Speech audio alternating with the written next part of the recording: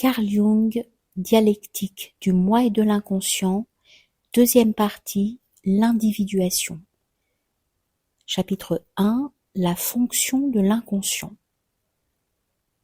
Il existe une voie, une possibilité de parvenir au-delà des échelons psychologiques, des niveaux mentaux et humains décrits dans la première partie de cet ouvrage. C'est la voie de l'individuation. La voie de l'individuation signifie tendre à devenir un être réellement individuel. Et dans la mesure où nous entendons par individualité la forme de notre unicité la plus intime, notre unicité dernière et irrévocable, il s'agit de la réalisation de son soi, dans ce qu'il a de plus personnel et de plus rebelle à toute comparaison. On pourrait donc traduire le mot d'individuation par réalisation de soi-même, réalisation de son soi. Les possibilités de développement décrites dans les chapitres précédents sont au fond à y regarder de près autant d'aliénation de soi-même, à savoir de dépersonnalisation partielle, tantôt au profit d'un rôle extérieur, tantôt au bénéfice d'une importance imaginée ou imaginaire. Dans le premier cas, le soi est refoulé à l'arrière-plan au profit de l'adaptation et de la mise en valeur de l'individu dans le cadre social. Dans le second cas, cela a lieu sous l'action de l'influence autosuggestive d'une image primordiale. Dans un cas comme dans l'autre, c'est le collectif qui prédomine et l'emporte. Or, l'abdication de soi-même au profit du collectif correspond à un idéal social. Elle passe même pour une vertu et un devoir vis-à-vis de la société, quoiqu'elle puisse donner lieu à des utilisations abusives et égoïstes. On dit d'un égoïste qu'il est plein de lui-même, ce qui naturellement n'a rien à voir avec la notion du soi, telle que je l'utilise ici. La réalisation de son soi se situe à l'opposé de la dépersonnalisation de soi-même. Prendre l'individuation et la réalisation de son soi pour de l'égoïsme est un malentendu tout à fait commun, car les esprits font en général trop peu de différence entre l'individualisme et l'individuation. L'individualisme accentue à dessein et met en relief la prétendue particularité de l'individu en opposition aux égards et aux devoirs en faveur de la collectivité. L'individuation, au contraire, est synonyme d'un accomplissement meilleur et plus complet des tâches collectives d'un être, une prise en considération suffisante de ses particularités, permettant d'atteindre de lui, qu'il soit dans l'édifice social, une pierre mieux appropriée et mieux insérée que si ces mêmes particularités demeuraient négligées ou opprimées. Car enfin, que faut-il entendre par la particularité d'un individu ? Elle ne signifie point étrangeté de sa substance ou de ses composantes, mais essentiellement le rapport singulier du mélange de ses composantes et le degré infiniment nuancé et progressif de la différenciation de ses fonctions et de ses capacités, ces dernières étant de nature universelle. Le propre de chaque visage humain est de comporter un nez, 2 yeux, etc. Mais ces facteurs universels sont variables, et dans cette diversité réside ce qui détermine les particularités individuelles. C'est dire que l'individuation ne peut être qu'un processus qui accomplit les données et les déterminantes individuelles, en d'autres termes, qui fait d'un individu donné l'être que, une fois pour toutes et en lui-même, il doit être. De ce fait, il ne deviendra pas égoïste ou égocentrique dans le sens habituel du terme, mais accomplira simplement sa nature d'être, ce qui, comme je le disais plus haut, est précisément aux antipodes de l'individualisme et de l'égoïsme. Dans la mesure où l'individu humain, en tant qu'unité vivante, est composé d'une foule et d'une somme de facteurs universels, il est totalement collectif et sans l'ombre d'une opposition à la collectivité. On ne peut pas porter l'accent sur la particularité individuelle d'un être sans contredire cette donnée de base de l'être vivant. Mais comme les facteurs qui en eux-mêmes sont universels, n'existent et ne se présentent qu'en des formes individuelles, leur prise en considération totale détermine une cristallisation individuelle au suprême degré, à côté de laquelle tout individualisme semble bien fade. L'individuation n'a d'autre but que de libérer le soi, d'une part des fausses enveloppes de la persona, et d'autre part de la force suggestive des images inconscientes. Ce que nous en avons dit a dû suffire pour faire comprendre ce que la persona signifie psychologiquement.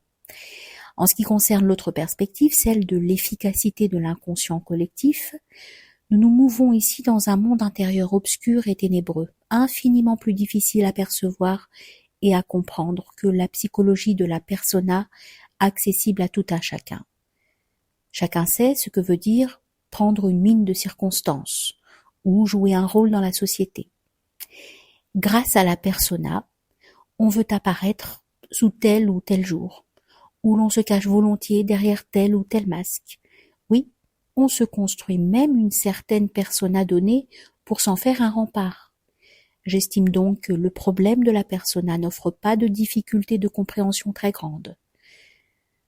Mais c'est un tout autre ordre de difficulté que de décrire de façon généralement compréhensible les processus intérieurs et subtils qui s'emparent du conscient avec tout leur pouvoir de suggestion. C'est à l'aide d'exemples puisés dans les maladies mentales, les inspirations créatrices et les conversions religieuses que l'on peut s'en faire le plus aisément une image. Le roman de Wells, le père de Christine Albert, renferme la description d'une telle métamorphose intérieure remarquable par sa fidélité. De même, l'intéressant roman de Léon Daudet, L'Hérédo, l'ouvrage de William James, L'expérience religieuse, apporte des matériaux et des renseignements aussi abondants que précieux à ce sujet. Bien que dans nombre de tels cas de transformation de la personnalité, on rencontre l'existence de facteurs extérieurs qui soit conditionnent directement la transformation, soit au moins la déterminent, il faut tout de même constater que les facteurs extérieurs sont assez rarement un motif suffisant d'explication qui rende compte de la jeunesse de la transformation. On doit bien reconnaître que c'est à partir de motivations internes et subjectives, en vertu d'opinions et de convictions, que des métamorphoses de la personnalité peuvent prendre naissance, sans que les circonstances extérieures interviennent ou sans qu'elles jouent un rôle important. C'est même pour ainsi dire la règle dans les cas de modification morbide de la personnalité. Les cas de psychose, qui constituent des réactions claires et simples à un événement extérieur écrasant, sont exceptionnels. Et c'est pourquoi en psychiatrie, le facteur étiologique essentiel est constitué par la disposition pathologique, qu'elle soit héréditaire ou acquise. Il en va de même de la plupart des institutions créatrices.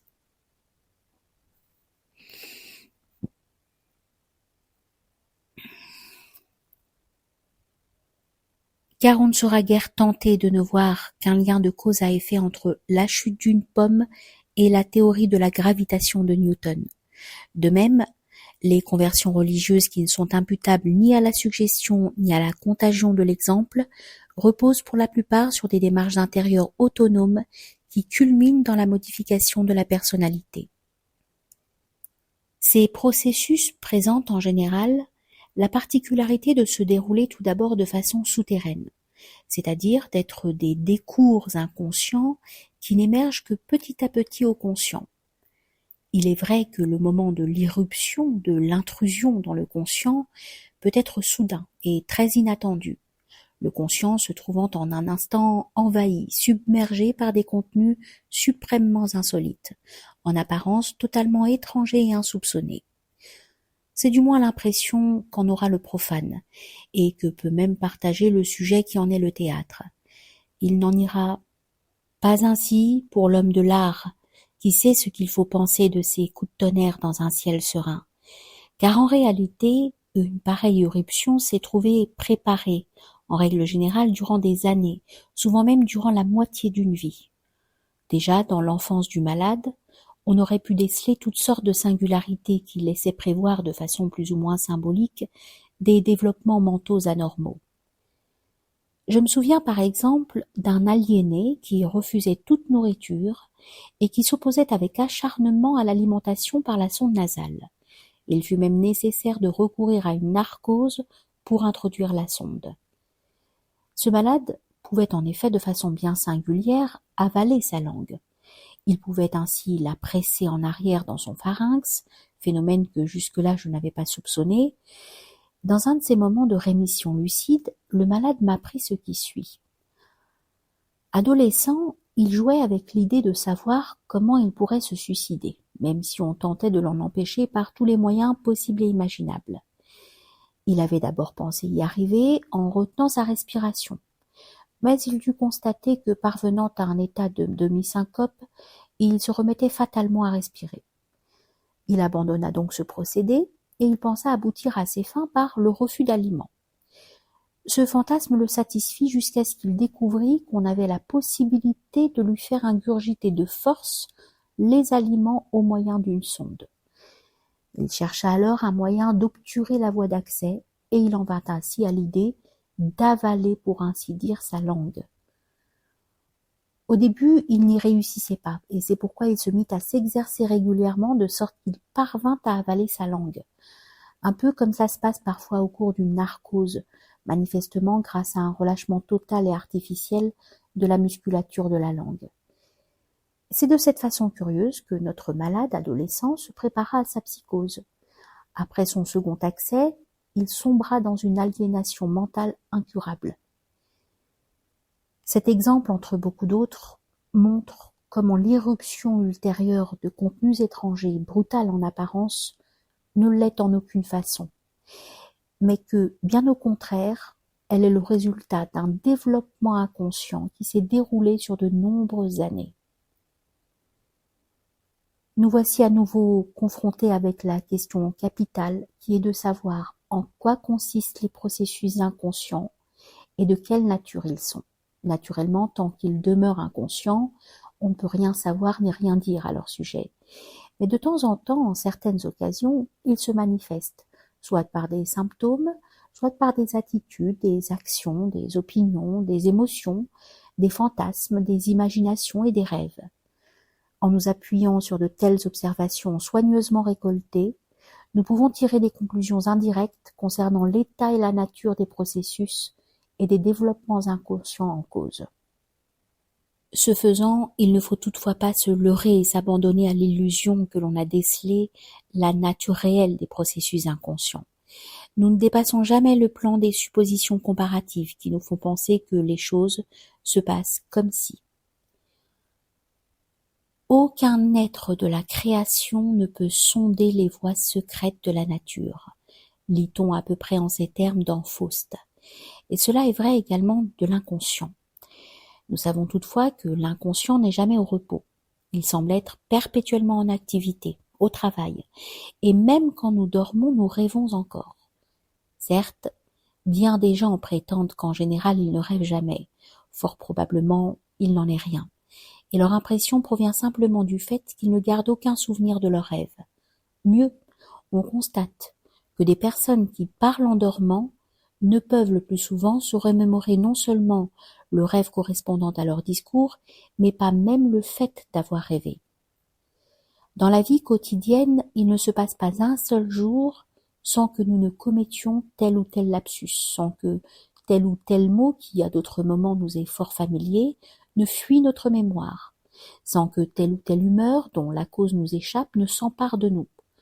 Ce sont là les symptômes d'une activité inconsciente qui tisse sa trame de façon permanente et cohérente, se manifestant directement la nuit, ne perçant de jour la rigidité contraignante qui caractérise le conscient qu'en des points de moindre résistance et à l'occasion de circonstances favorables. Toute notre expérience actuelle nous permet d'affirmer que les processus inconscients se situent dans une position de compensation par rapport au conscient. J'utilise à dessein le mot de compensation et non celui de contraste, car le conscient et l'inconscient ne s'opposent pas nécessairement, mais se complètent réciproquement, formant à eux deux un ensemble qui est le soi. Comme le laisse entendre cette définition, le soi est une entité surordonnée au moi. Le soi embrasse non seulement la psyché consciente, mais aussi la psyché inconsciente, et constitue de ce fait, pour ainsi dire, une personnalité plus ample, que nous sommes aussi. Certes, nous pouvons imaginer que nous possédons des âmes parcellaires et nous les représenter. Ainsi, nous pouvons par exemple sans difficulté nous voir sous les traits de notre persona. Mais cela dépasserait nos possibilités et nos virtualités de représentation que de nous discerner en tant que soi, car cette opération mentale présupposerait que la partie puisse embrasser le tout. Il n'y a pas lieu d'ailleurs de nourrir l'espoir d'atteindre jamais à une conscience approximative du soi, car quelque considérable et étendue que soient les secteurs, les paysages de nous-mêmes dont nous puissions prendre conscience, il n'en subsistera pas moins une masse imprécise et une somme imprécisable d'inconscience qui, elle aussi, fait partie intégrante de la totalité du soi, de sorte que le soi restera toujours une grandeur, une entité surordonnée. Les processus inconscients qui compensent le moi conscient détiennent tous les éléments nécessaires à l'autorégulation de la psyché globale.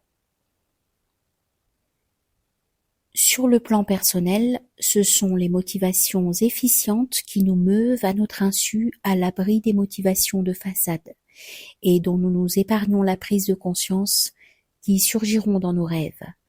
Ou encore ce seront des significations véritables ou des conséquences de certains faits, de certaines situations de la vie quotidienne qui nous ont échappé, ou certaines implications que nous préférerions nier, ou certaines émotions que nous nous sommes interdites, ou certains affects auxquels nous avons tenté de nous soustraire, ou certaines critiques des autres ou de nous-mêmes que nous avons cherché à nous épargner. Plus on prend conscience de soi-même grâce à la connaissance que l'on en acquiert petit à petit et grâce aux rectifications de comportement qui en découlent, plus s'amincit et disparaît la couche de l'inconscient personnel déposé, tel un limon, sur l'inconscient collectif. En suivant pas à pas cette évolution, se crée petit à petit un conscient qui n'est plus emprisonné dans le monde mesquin, étroitement personnel et susceptible du moi, mais qui participe de plus en plus au vaste monde des choses. Ce conscient élargi se distancera peu à peu de cet écheveau égoïste et ombrageux de souhaits personnels, d'appréhension, d'espoir et d'ambition, toute tendance qui devrait trouver dans l'être des compensations ou même des rectifications grâce aux tendances personnelles opposées et inconscientes. Ce conscient renouvelé deviendra un foyer relationnel, une fonction jetant une passerelle vers l'objet et le monde des choses, qui impliquera et intégrera l'individu dans une communauté indissoluble avec le monde, communauté où l'être se sent engagé et responsable. Les complications humaines qui se produisent alors, dès que l'individu est parvenu à ce stade de son évolution, ne sont plus de vulgaires conflits de désirs égoïstement personnels, mais elles concernent des difficultés regardant tout un chacun. Sur ce plan, il s'agit en définitive de problèmes collectifs qui mobilisent l'inconscient collectif, car la compensation qu'il nécessite est d'ordre non plus personnel, mais collectif. Nous pouvons alors constater que l'inconscient de l'individu produit des contenus qui ne sont pas seulement valables pour le sujet lui-même, mais aussi pour beaucoup d'êtres et peut-être bien pour presque tous. Un exemple. Les Elgonis, habitants des forêts vierges de l'Elgon, m'ont expliqué qu'il existe deux catégories de rêves, le rêve courant de l'homme ordinaire et la grande vision qui est l'apanage des hommes supérieurs, par exemple du sorcier ou du chef de la tribu. Les rêves courants ne méritent pas une attention particulière, mais dès qu'un individu a un grand rêve, il rassemble la tribu pour le raconter à tous. Mais comment le rêveur sait-il si son rêve est un petit rêve ou un grand rêve ? Demandai-je. Il le sait, m'a-t-on répondu, par une espèce de sentiment instinctif qui lui en fait deviner la haute portée et la signification. Et il est tellement subjugué qu'il ne songe pas un instant à le garder pour lui. Il doit le raconter. Mu par la supposition psychologiquement exacte que ce rêve peut détenir une signification importante pour tous. Le rêve collectif a aussi chez nous une valeur affective qui nous pousse à en faire part aux autres. Ces rêves, en effet, proviennent le plus souvent d'un conflit survenu dans notre vie de relation. Aussi faut-il situer le message du rêve dans le contexte de cette vie de relation, dans le cadre des relations conscientes et vécues, car c'est sur elles que le rêve a quelque chose à nous dire. C'est elle, et non seulement un gauchissement interne personnel, que le rêve compense. Les processus de l'inconscient collectif ne se préoccupent pas seulement des relations plus ou moins personnelles d'un individu avec sa famille ou son groupe social, mais aussi des relations à l'endroit de la société et de l'humanité en général. Plus le conditionnement qui détermine la réaction inconsciente est général et impersonnel, plus la manifestation compensatoire sera significative, inattendue et subjugante. Elle ne pousse pas seulement à la confidence privée, mais elle exige impérieusement que le sujet exprime en public sa révélation, sa profession de foi, et elle lui inspire même de les décrire par un comportement mimique aussi expressif que possible. Montrons par des exemples comment l'inconscient compense les relations conscientes. J'ai soigné dans le temps un homme quelque peu arrogant. Il dirigeait une affaire en collaboration avec son frère cadet. Les relations entre les deux frères étaient très tendues, ce qui, parmi maintes autres, était l'une des causes principales de la névrose de mon patient.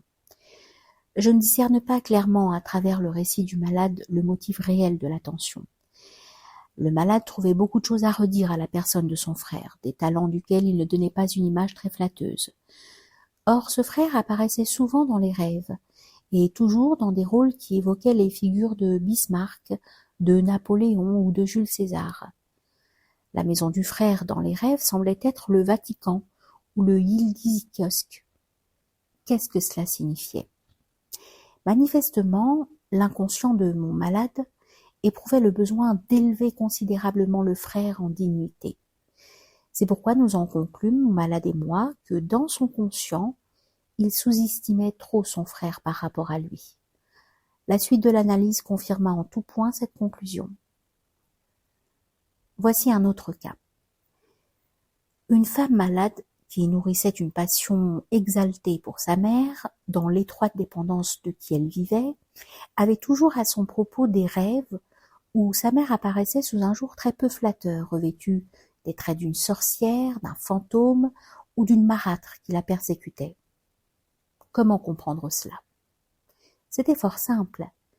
La mère avait gâté sa fille au-delà de toute expression, et la tendresse qu'elle lui avait portée avait détruit chez sa fille, tant elle en était éblouie, toute possibilité de critique. De sorte que consciemment, la jeune fille ne pouvait pas se rendre compte de l'influence désastreuse que sa mère exerçait sur elle. Voilà pourquoi l'inconscient exprimait une critique acerbe, compensatrice à l'adresse de la mère. Il m'est arrivé à moi-même une aventure analogue. J'avais une certaine malade que j'appréciais fort peu, aussi bien intellectuellement que moralement. Or j'eus le rêve suivant. Je vis un château bâti au sommet d'un haut rocher. Sur la plus haute tour s'ouvrait un balcon où était assise la malade. De toute évidence, je l'avais sous-estimée, et mon inconscient, par compensation, la plaçait très haut. Je n'hésitais pas à faire part immédiatement de ce rêve à ma malade, communication qui eut les meilleurs effets sur son traitement. Il est bien connu que l'on se comporte souvent de façon très maladroite en présence de personnes que l'on sous-estime à tort. Bien entendu, le contraire peut aussi se produire, comme cela arrive à un de mes amis. Alors qu'il était encore tout jeune étudiant, il avait sollicité une audience de l'illustre professeur Virchow, tellement illustre que nous l'appelions familièrement Excellence. Quand, tout tremblant d'émotion, mon ami voulut se présenter, il balbutia « Je m'appelle Virchow ». À quoi son Excellence répliqua avec son sourire malicieux « Ah, vous vous appelez aussi Virchow ? Là encore, que s'est-il passé? Au jugement de l'inconscient du jeune homme, le sentiment conscient de son propre néant, de sa médiocrité, semble avoir été trop loin, motif pour lequel l'inconscient suscita le lapsus qui l'amena à se présenter à Vircoy d'égal à égal. Dans ce dernier cas, où les relations sont surtout personnelles, celles-ci n'ont pas à avoir recours à des compensations bien collectives.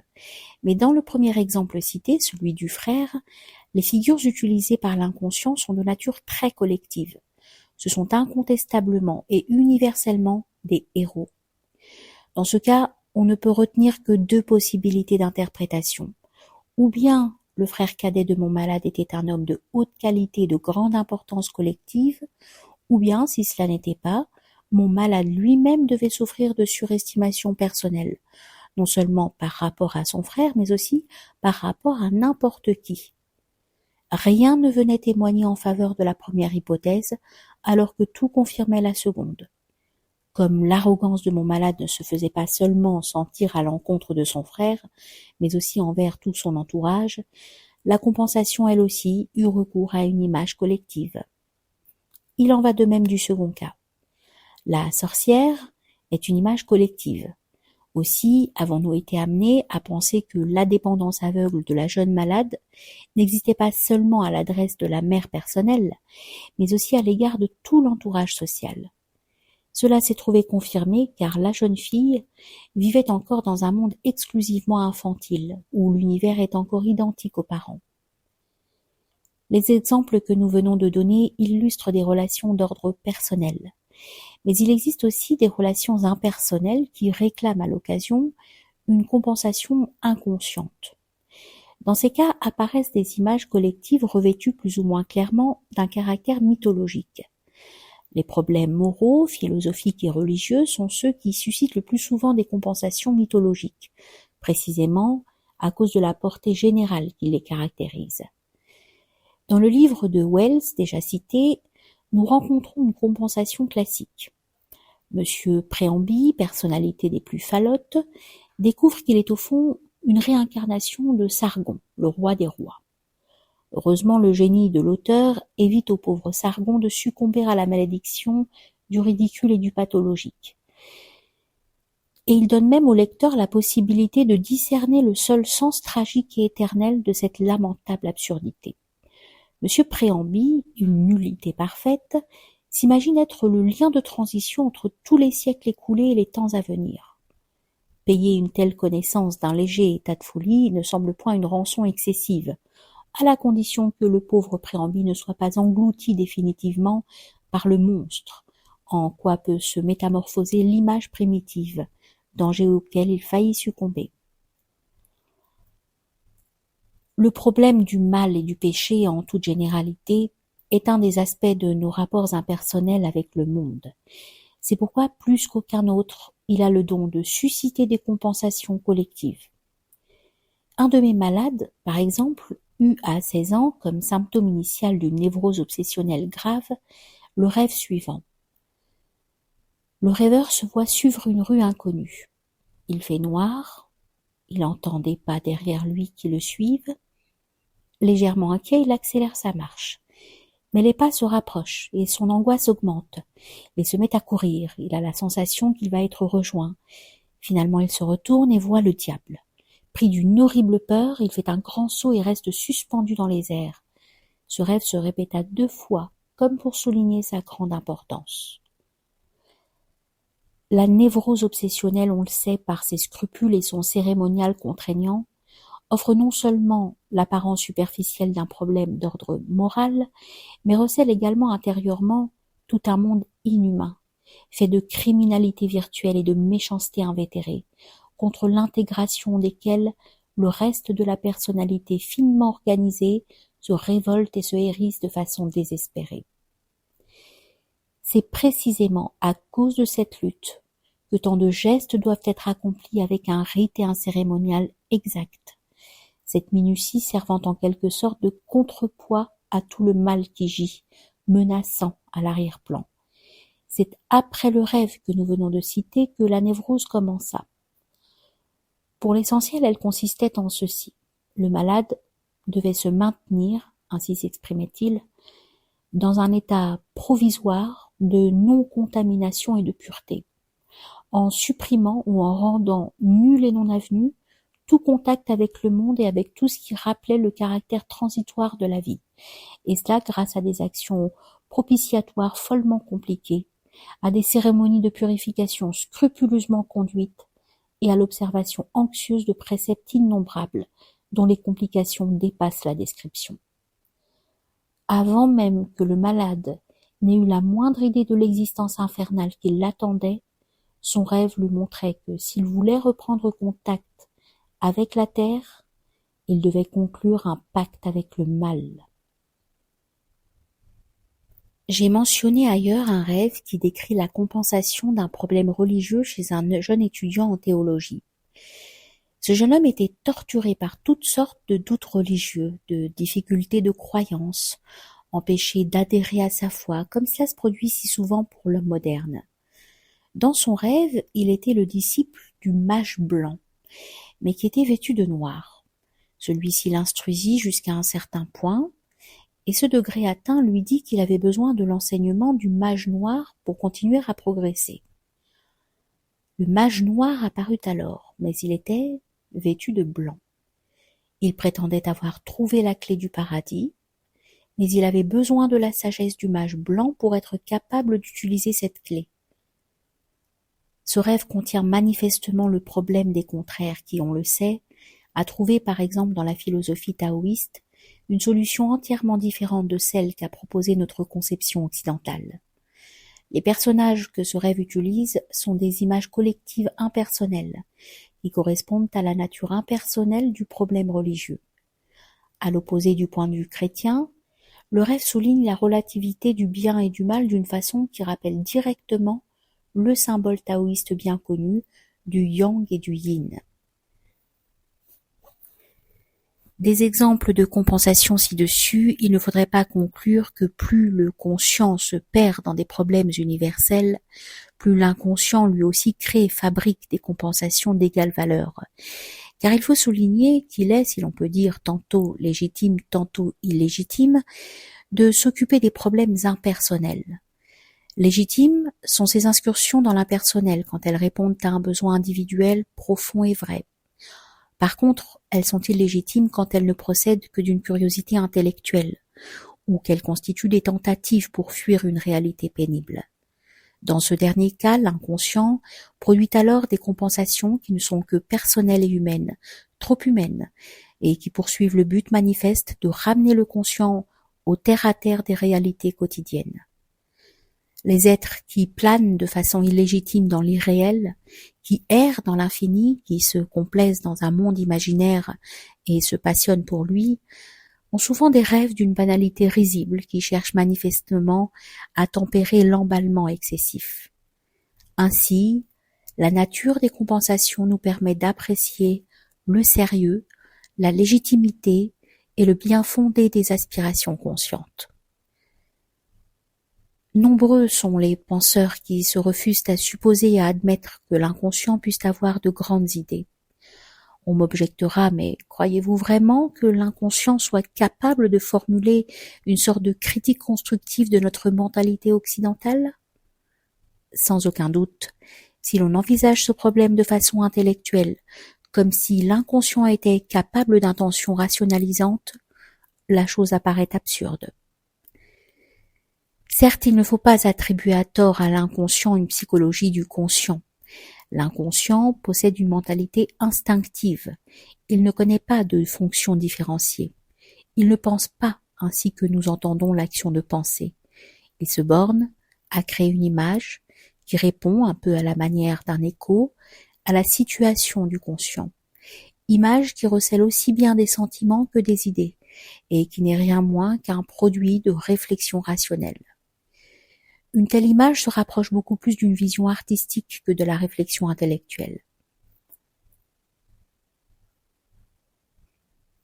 Une telle image se rapproche beaucoup plus d'une vision artistique que de la réflexion intellectuelle.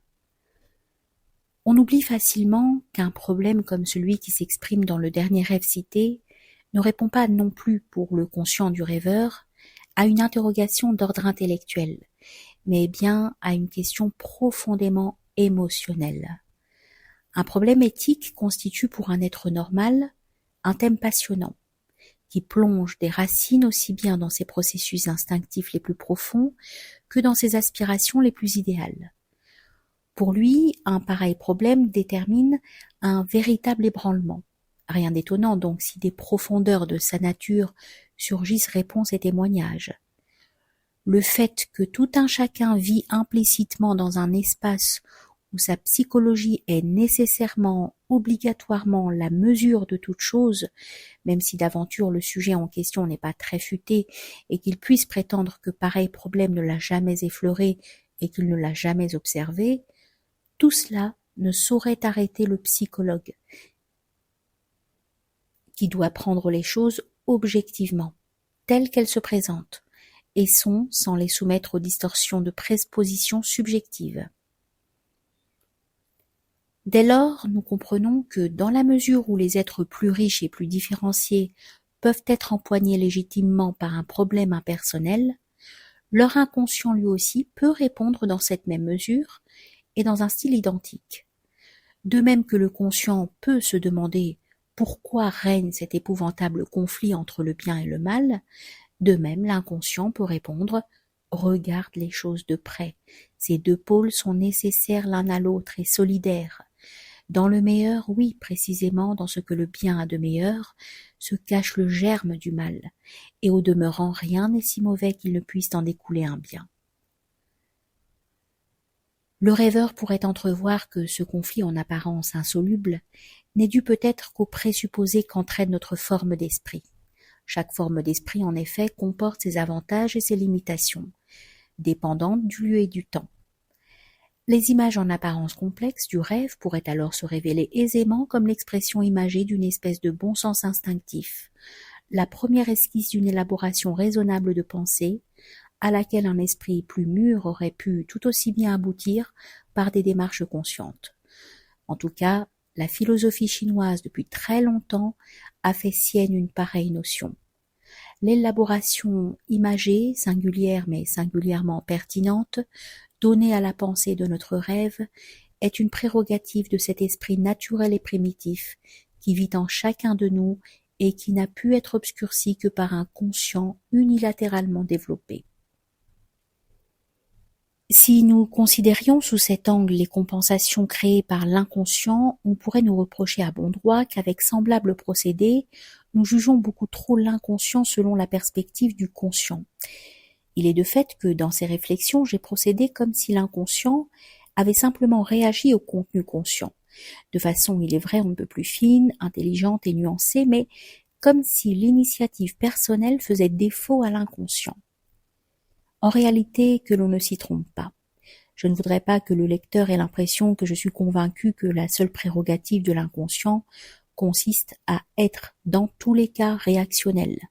Au contraire, de nombreuses expériences semblent prouver non seulement que l'inconscient est capable de spontanéité, mais qu'il peut même aussi s'approprier la direction des opérations.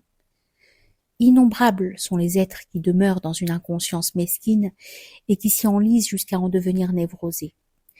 Grâce à la névrose suscitée par l'inconscient, ils sont contraints de sortir de leur torpeur obtuse, aux grandes âmes, le plus souvent de leur paresse invétérée qui, entre autres, suscite des résistances désespérées.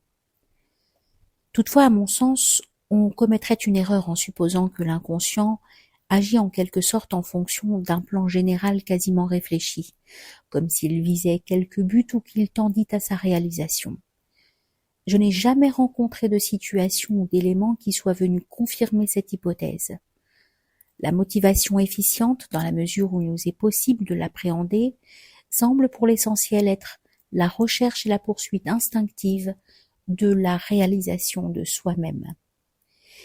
S'il s'agissait d'un processus vital qui serait comme une loi téléologique, tous les individus qui jouissent encore d'une inconscience excessive devraient être mus par une poussée irrésistible vers un degré de conscience plus élevé. Or manifestement, il n'en est rien. Des couches entières de population, malgré l'inconscience notoire dans laquelle elles vivent, ne présentent aucune propension à la névrose. Les victimes en sont, au fond paradoxalement, des êtres d'une essence plus élevée qui, pour des motifs d'un ordre quelconque, sont demeurés longtemps sur un plan primitif et qui n'ont pas atteint un stade normal de leur développement. Leur nature ne supportait plus à la longue de persévérer dans une torpeur pour eux anormale. Étant donné l'étroitesse de leur conscient et les horizons bornés de leur existence, il se faisait en eux des économies d'énergie qui, petit à petit, inconsciemment, s'accumulaient pour finalement exploser sous forme d'une névrose plus ou moins aiguë. Ce mécanisme simple ne recouvre pas nécessairement un plan. L'existence que chacun comprend et connaît, d'une impulsion instinctive tendant à la réalisation de soi-même, voilà, semble-t-il, une explication tout à fait suffisante. On pourrait parler aussi d'une maturation retardée de la personnalité.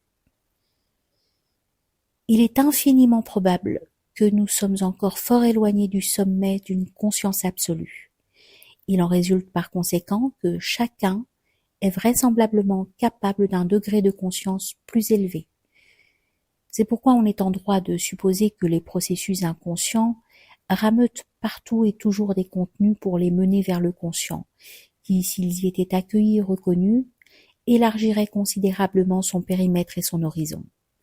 Dans cette perspective, le conscient apparaît comme un domaine d'expérience d'une extension indéterminée et imprécisable. Si l'inconscient n'était que réactif et réactionnel au conscient, il serait licite de n'y voir qu'un monde de reflets psychologiques. Si tel était le cas, la source essentielle de tous les contenus et de toutes les activités serait dans le conscient, et l'on ne trouverait dans l'inconscient de façon systématique, et dans les cas les plus favorables, que des images réfractées et distordues de contenus conscients.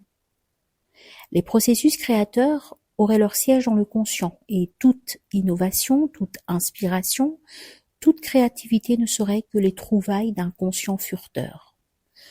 Or les faits et l'expérience s'inscrivent en faux là. Tout être créateur sait, pour l'avoir vécu d'innombrables fois, que la spontanéité involontaire est la marque essentielle de la pensée créatrice. C'est parce que l'inconscient n'est pas simplement un monde réactif de reflets, mais parce qu'il est une activité indépendante, créatrice, que son domaine d'expérience constitue un monde en soi, une réalité propre et sui generis, dont nous devons bien voir qu'elle agit sur nous comme nous agissons sur elle. C'est dire qu'il nous faut accomplir vis-à-vis du monde inconscient la même démarche et prendre la même distance relationnelle qu'à l'endroit du monde extérieur. Et de même que dans ce dernier les objets matériels sont ses éléments constituants, de même les facteurs psychiques sont les équivalents des choses dans le monde inconscient. La pensée d'un chosisme psychique n'a rien d'une découverte nouvelle, c'est même une des conquêtes les plus précoces et les plus répandues de l'humanité. On crut à un monde d'esprits existant réellement. Cette découverte du monde des esprits ne fut toutefois jamais une découverte comme celle, par exemple, du feu, mais ce fut l'expérience, ou la prise de conscience d'une réalité qui, en tant que telle, ne le cédait en rien au monde matériel. Je doute qu'il existe des primitifs qui ne connaissent l'action ou la substance magique. Magique n'est à ce niveau qu'un autre terme pour exprimer la dimension du psychique.